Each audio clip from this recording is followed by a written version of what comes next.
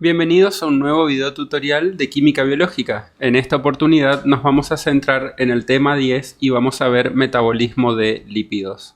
Como objetivos de esta unidad van a tener que reconocer las diferentes fuentes de los lípidos, tanto endógenas como exógenas, afirmar el objeto y el mecanismo de lo que implica una oxidación biológica, esto ya hemos visto en módulos anteriores, e identificar las interacciones de esta vía metabólica con otras ya vistas en módulos anteriores.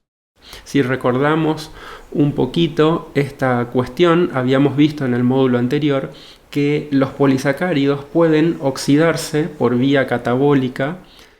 En principio se hidrolizan y dan monosacáridos y luego estos monosacáridos ingresan al interior celular y por un proceso denominado glucólisis, en 10 reacciones, la glucosa se termina de oxidar a nivel de piruvato.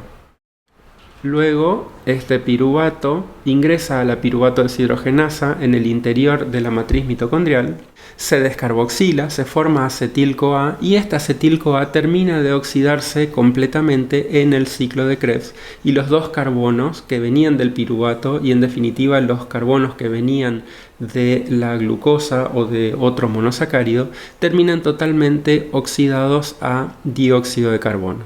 También habíamos visto que no solo existían vías catabólicas, sino que también teníamos vías anabólicas en donde el proceso era diferente, había una construcción a partir de una reducción biológica del carbono, se sintetizaba piruvato y luego este piruvato podía anabolizarse nuevamente a glucosa. En el caso de los polisacáridos, la oxidación o la reducción de los mismos para catabolizarse o para anabolizarse respectivamente es simple por el hecho de que son moléculas que están bastante oxidadas. Si uno recuerda la fórmula de la glucosa, C6H12 oxígeno 6, puede ver que hay tantos oxígenos como carbonos en la molécula.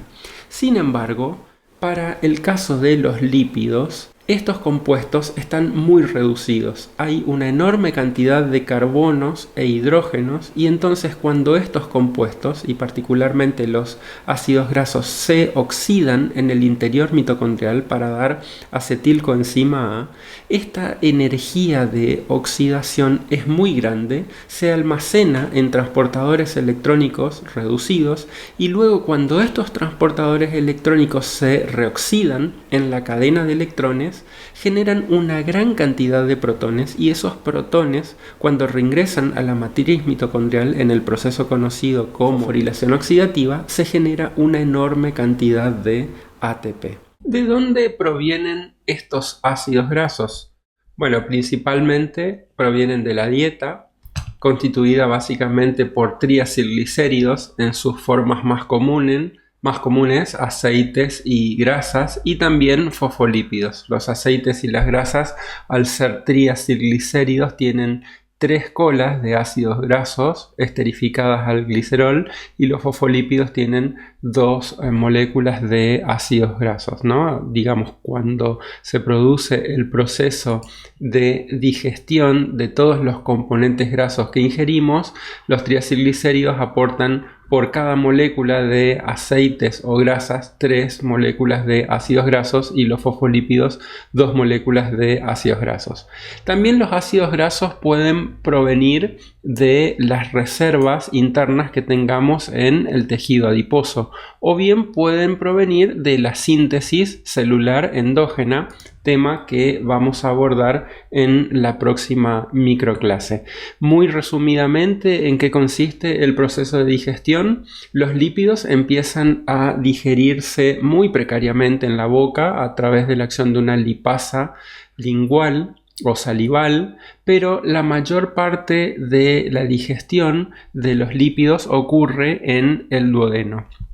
Si recuerdan de anatomía, entre la segunda, tercera y cuarta porción del duodeno está la cabeza del páncreas y en la segunda porción del duodeno desemboca el conducto biliar común que trae la secreción exócrina del hígado, que es la bilis, y las secreciones pancreáticas que vienen del páncreas. Entonces, los lípidos tienen un gran problema. Al ser lípidos, por definición, son insolubles en agua. En cambio, las proteínas que van a degradar a esos lípidos, naturalmente, al ser proteínas, son solubles en medio acuoso. Entonces, se plantea un problema de heterogeneidad porque los lípidos están en una fase y las proteínas que digieren a esos lípidos están en otra. Entonces, allí entra la acción biológica de la bilis. La bilis lo que hace es actuar como un detergente. La bilis tiene muchas cosas, tiene iones, tiene agua y tiene básicamente las sales biliares, que son las que actúan como detergente. Estas moléculas que están presentes en la bilis tienen una cara hidrofílica y una cara hidrofóbica. Entonces varias de estas moléculas se posicionan alrededor de las moléculas lipídicas, exponiendo su cara hidrófila hacia afuera, y entonces de esa manera logran emulsionar a las moléculas lipídicas, y en los intersticios que quedan por la yuxtaposición de estas moléculas de ácidos biliares es por donde actúan las lipasas pancreáticas. Estas lipasas pancreáticas, para poder actuar, necesitan de un cofactor, que son las colipasas, y entonces de esa manera, en esta interfase de emulsión entre la gota lipídica y la fase acuosa, a donde están las enzimas, se produce la hidrólisis o degradación de los ácidos grasos. Entonces aquí tenemos un triacilglicérido típico, aquí tenemos 3 colas de ácidos grasos. Estos son los grupos acilos, que están unidos por una unión éster al glicerol, formando un triacilglicerol. Entonces la lipasa primeramente hace la hidrólisis de esta unión éster, se libera una molécula de ácido graso, luego se ataca a la otra molécula de ácido graso, se forma un monoacilglicerol y tenemos una segunda liberación de ácido graso. Por supuesto que hay una isomerización en el medio. Una isomerasa mueve esta cola de acilo desde la posición 2 a la posición 1, entonces la lipasa puede volver a degradar. No obstante, en la pared intestinal se absorben básicamente 2 moléculas de ácidos grasos y una molécula de monoacilglicerol. No voy a profundizar en esto, pero ustedes deben revisar mejor este mecanismo. También dijimos que los fosfolípidos son otra fuente de ácidos grasos importante, y entonces aquí ya no actúan lipasas, sino actúan fosfolipasas. Esta es la estructura de un fosfolípido clásico, y hay distintos tipos de fosfolipasas. Las fosfolipasas A2 rompen esta unión, la unión 2 la unión éster 2 de unión del ácido graso al oxidrilo 2 del glicerol. Una fosfolipasa 1 romperá esta unión. Esta unión se hidroliza por la acción de una fosfolipasa C, y esta unión por la acción de una fosfolipasa D. En fin, sin entrar en tantos detalles moleculares, las fosfolipasas actúan sobre los fosfolípidos, y de acuerdo a qué fosfolipasa está actuando sobre el fosfolípido se obtienen distintos productos de hidrólisis. Pero bueno, en este caso las fosfolipasas 1 y 2 son las que generan los ácidos grasos. Y también tenemos los ésteres de colesterol. Entonces una acilcolesterolasa degradará esta unión. Recuerden que el colesterol en la posición 3 tiene un oxidrilo que se puede esterificar con un ácido graso. Entonces este ácido graso se puede romper, se libera colesterol por un lado y una molécula de ácido graso por el otro.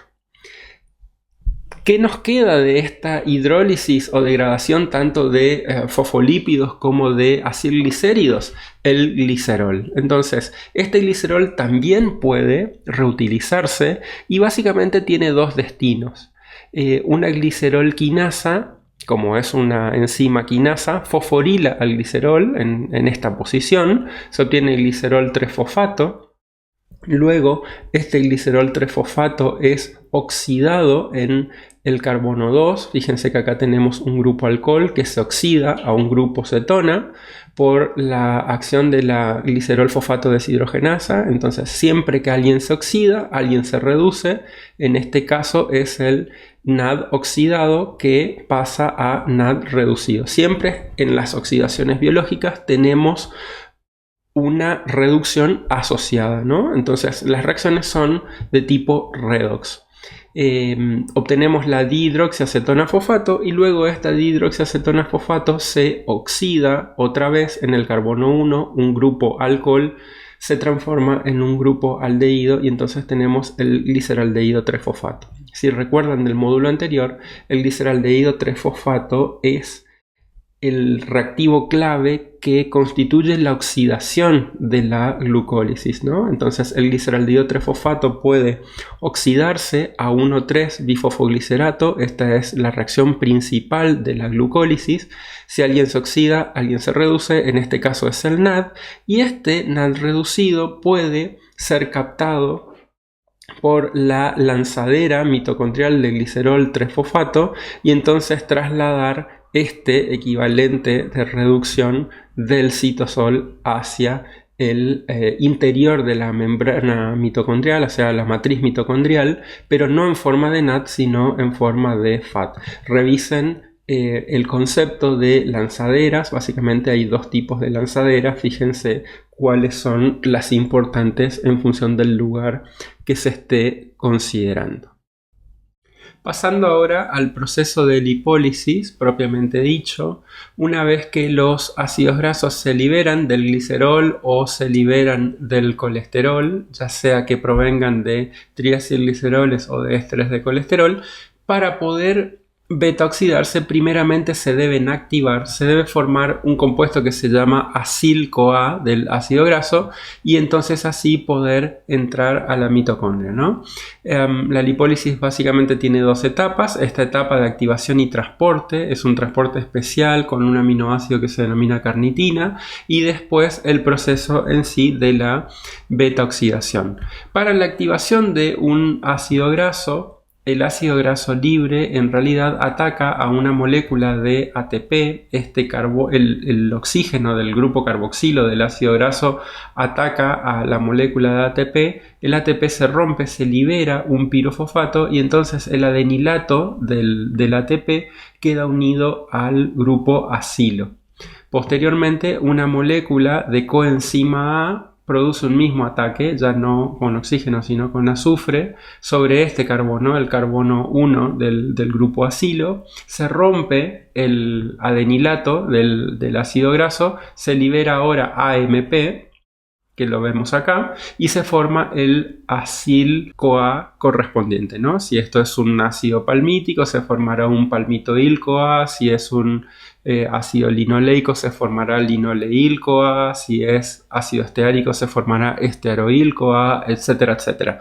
En forma genérica decimos que es un acil-CoA, ¿no? Una vez que se forma el acil-CoA, este acil-CoA es transportado al interior de la mitocondria, porque básicamente son impermeables a la membrana mitocondrial interna a través de un sistema que se denomina lanzadera de carnitina o sistema transportador de carnitina. Visto muy esquemáticamente, este grupo acilo unido a la coenzima A se tioliza, es decir, se rompe el grupo tiol de la coenzima y el grupo acilo queda unido a la carnitina. Acá tienen la estructura de la carnitina. Fíjense que es un aminoácido, no es un alfa aminoácido como los que están presentes en las proteínas, sino que es un gamma aminoácido. El grupo amino está unido al carbono gamma de la carnitina. Entonces esta molécula es un aminoácido, pero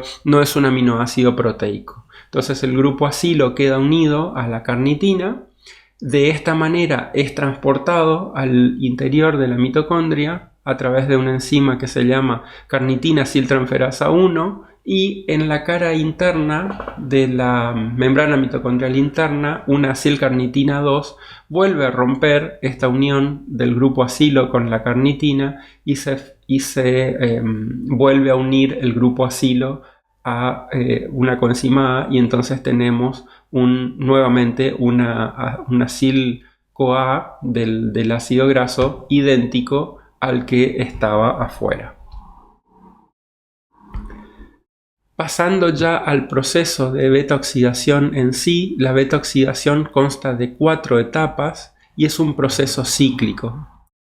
Al comienzo del ciclo, lo que ocurre es que el acil-CoA correspondiente se oxida entre el carbono alfa y el carbono beta. En química orgánica, el carbono alfa de un ácido graso es el carbono 2, el carbono 1, el carbono carboxílico, está unido a la coenzima A, el carbono 2 es el carbono alfa y el carbono 3 es el carbono beta.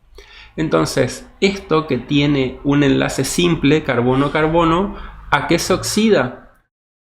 Se oxida a un alqueno, ¿sí? Esto es un alcano, se oxida a un alqueno. Si alguien se oxida, alguien se reduce y ese alguien en este caso es el FAD oxidado que pasa a FAD reducido. Entonces se forma un doble enlace y luego una reacción típica de la química orgánica es que un doble enlace se hidrate. La molécula de agua no está constituida por 2 hidrógenos y un oxígeno. Está constituida por un oxidrilo y un protón, o un oxidrilo y un hidrógeno, cargado positivamente si se quiere, ¿sí?